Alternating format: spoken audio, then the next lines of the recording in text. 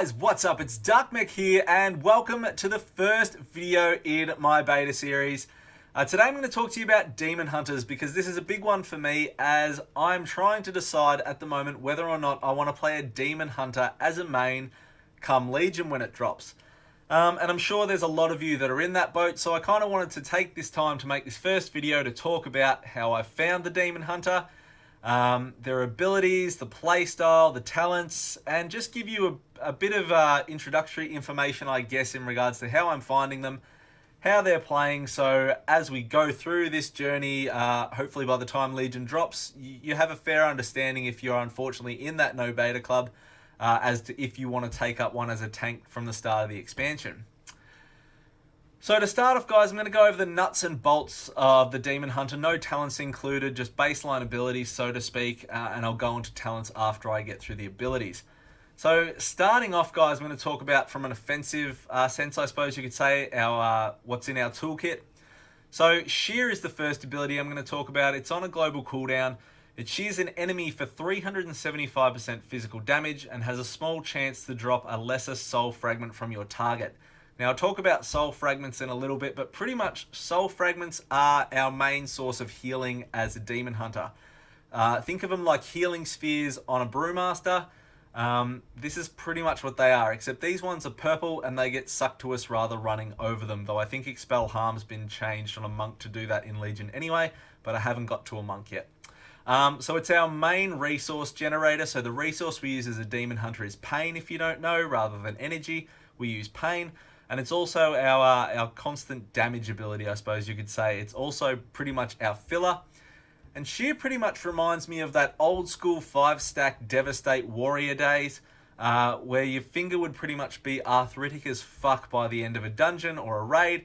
This is pretty much what Shear stands up to be. It's really fucking spammy at the moment, and it's probably one of the things I don't so much enjoy about the class from a start perspective, but I'll touch on more of that at the end of the video. Second ability I'm going to talk about is Immolation, or it's on a 15-second CD. Engulf yourself in flames, instantly causing fire damage to enemies within 8 yards and radiating fire damage every second.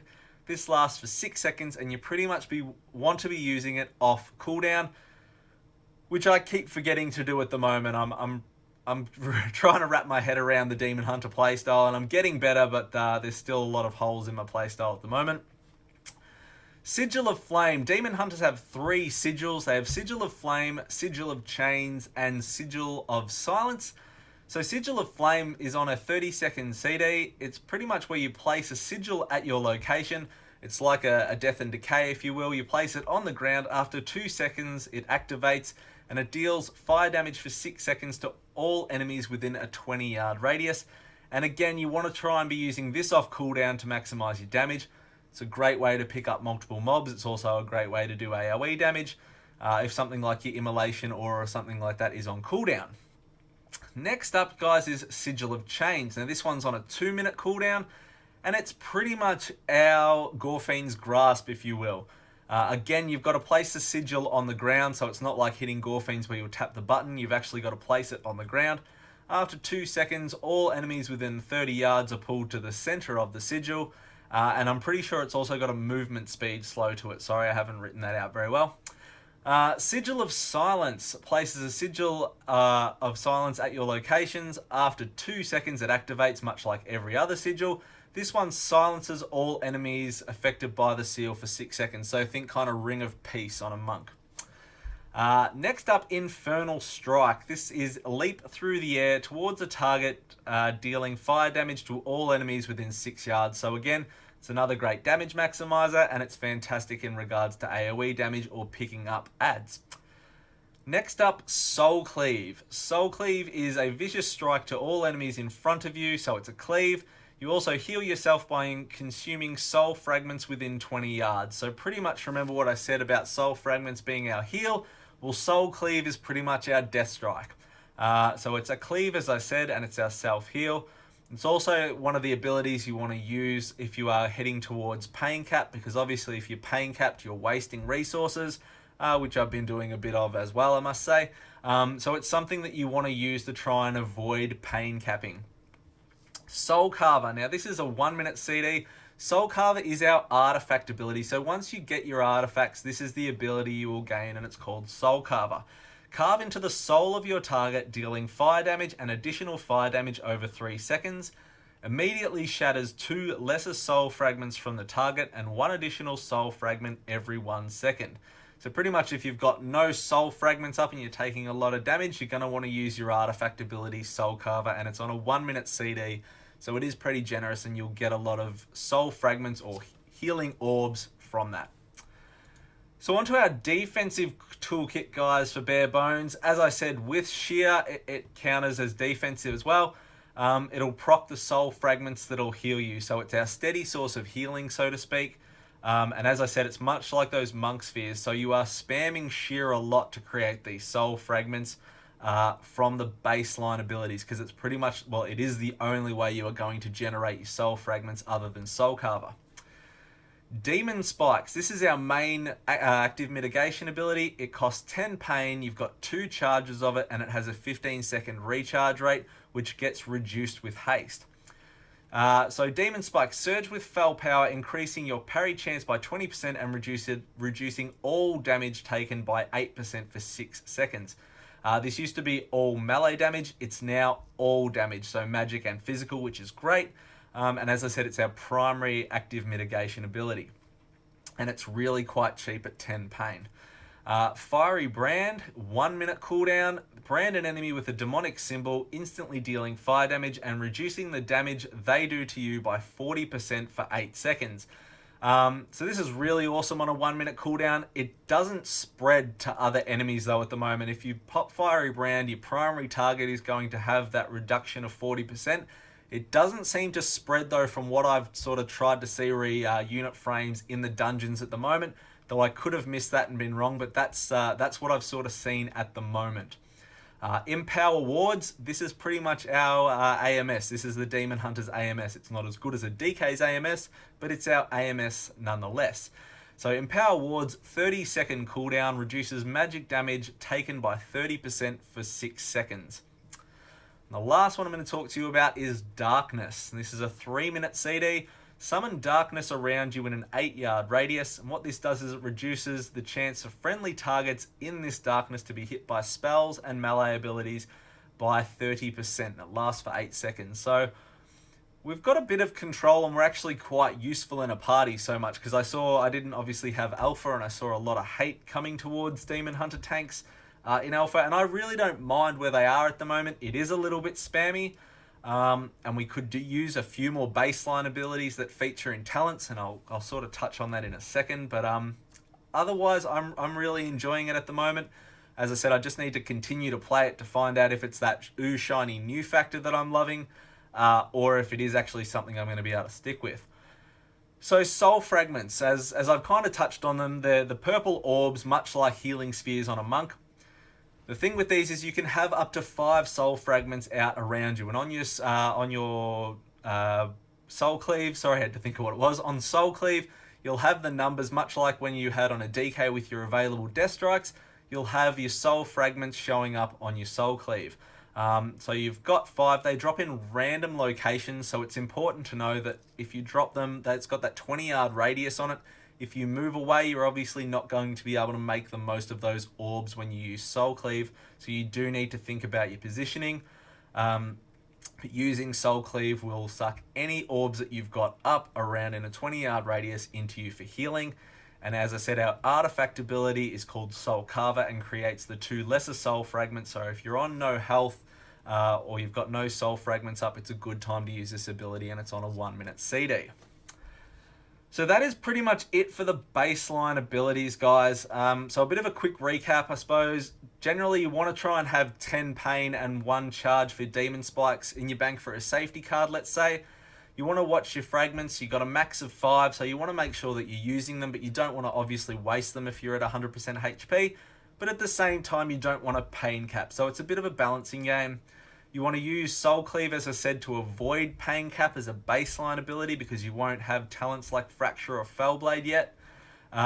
Use Fiery Brand to help mitigate damage and try and separate it from Demon Spike. So It's great if you're in an oh shit moment to use Fiery Brand and Demon Spikes at the same time, but otherwise try and use a charge of Demon Spikes, then try and use a Fiery Brand, and then by the time that's over, your next charge of Demon Spikes will nearly be up, so you can kind of stagger them along. And Metamorphosis, where you turn into a big ass demon, you want to use that pretty much if you run out of Demon Spike charges or you land in hot water. And I haven't actually talked about Metamorphosis yet, so I'll probably insert a video edit to pop that one in with the ability. Metamorphosis, guys. So it transforms you into a huge dicked demon for 20 seconds, increasing your current and maximum health by 30%. So it is very much your oh shit button. It generates 10 pain every second, so obviously you're going to be chalking out a shit ton of pain with it, which is hopefully a shit ton of shears or fractures or fell blades, which is going to put you into a lot of soul fragments, which is going to increase your healing. It's got a 3-minute cooldown on it, and as I said, at the moment I'm using it very much in the way of an oh shit button. Okay, so there's my seamless video edit. So for me, and this is my 2 cents from what I've sort of gathered so far, and as I've probably said through my explanation here, a Demon Hunter, it feels really like a strange combination of a Blood DK and a Brewmaster Monk for the moment for me. So Soul Cleave's like a Death Strike, Soul Fragments are our healing spheres, Demon Spikes are like a Rune Tap, Sigil of Chains is like Gorfiend's Grasp, Empowered Wards is AMS, Sigil of Silence is like Ring of Peace. So it's just, they're like a weird mix of the two classes, but it is really fun to play at the moment. And there are some similarities in regards to, on a Blood DK, you used to want to try and manage your runes, so you always had a Death Strike in reserve. And with this, you want to try and make sure you've got access to Demon Spikes or a Soul Cleave if you need to. So that's my 2 cents on the baseline abilities and I suppose a little bit of the playstyle. So getting into the talents now, guys, and I'm just going to go through sort of what I think the best choices in the tiers are at the moment. I'm not going to go through every single one. So starting off level 99, Blade Turning, which is a passive ability. Parrying attacks gives you 5 pain. It's a really overlooked talent, but it's actually not that bad. The other option is Fracture, and this is pretty much the one that you need to go with. It's obviously a huge bonus. It also gives you something else to do in your rotation. So Fracture costs 40 pain, brutally slam your target for 750% of AP, physical damage, shatter 2 lesser soul fragments from your target. So it is the big choice in a talent here. It's a great way again to generate soul fragments aside from shear. It's another option to put into our rotation aside from just spamming shear. And as I said, Blade Turning's not awful, but Fracture's certainly going to be better. And realistically, Fracture should probably be a baseline ability and not a talent, but that's probably a discussion for another day. Level 100 tier, Agonizing Flames. It's passive. Immolation Aura increases your movement speed by 30% and deals 100% increased damage. Agonizing Flame is pretty much the only choice in this tier, in my opinion. The movement speed's a bonus, and the 100% increased damage is just pew pew and aids to your Demon Hunter's big dick. So, and that's what we're all about. Level 102 tier, Fellblade, 15-second cooldown. Charge your target and deal 560% fire damage. This gives Shear a chance to reset the cooldown on Fellblade as well. This also gives you something else to add in your rotation as a pain generator as well. I think I said it was a pain dump before. It's not a pain dump, it's a pain generator. So again, this is just something else that you can have in your rotation. And again, this should probably be a baseline ability, again in that discussion for another day, rather than a talent, but this is where it is at the moment. The other option in this tier is Last Resort, which is a passive ability, and it's kind of like Purgatory pretty much. Sustaining fatal damage instead transforms you into Metamorphosis form and returns you to 30% health and can only occur once every 3 minutes. So as I said, it's like a Purgatory ability. It'll probably be good in regards to progression fights, but otherwise Fellblade is pretty much going to be the choice in this line, I think. Level 104 talent. So there's 2 choices in this one, I think. Soul Rending, which is passive, gain 50% leech while Metamorphosis is active. Obviously the 50% extra leech is going to be awesome when it comes to those oh shit moments in a fight. The other option is Etched in Blood, which is passive. Every 20 pain that you spend reduces the remaining cooldown of your sigils by 1 second. 1 second, sorry. So this will obviously have bonuses in regards to your damage and control abilities you're going to have. But compared to Soul Rending, it's obviously not as strong as a defensive talent. Level 106, guys. There's actually 3 choices I've outlined in this one, sorry, which really doesn't help you, but I'll give you the info on it anyway.